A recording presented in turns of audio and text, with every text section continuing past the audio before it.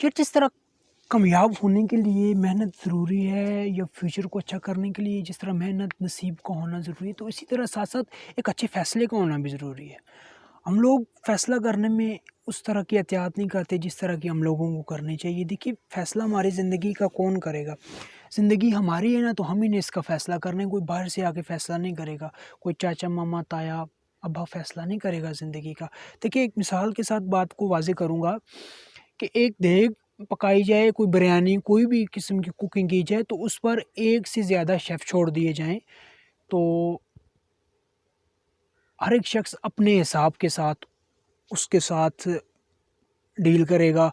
मिर्च देखेगा, कोई ज़ायका वग़ैरह, कोई नमक डालेगा, इस तरह का।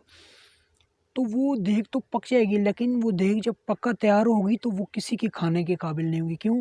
कि उसको एक शख़्स ने नहीं पकाया, उसको मुख़्तलिफ़ शख़्स ने अपने-अपने टेस्ट के मुताबिक, अपने-अपने ज़ायके के मुताबिक पकाया है।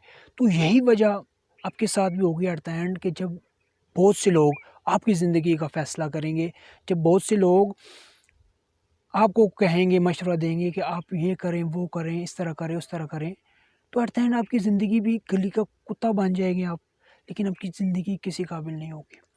तो मैं आपको यही कहूँगा कि फ़ैसला अच्छा हो, बुरा हो, अपनी ज़िंदगी का फ़ैसला खुद करें। अगर फ़ैसला ठीक ना हुआ तो तजर्बा हो जाएगा, तजर्बे की भी यहाँ के इस दौर में बहुत बड़ी कमी है। अगर फ़ैसला अच्छा हो गया, तो नसीब बदल जाएँगे, खुद पर कॉन्फिडेंस आ जाएगा।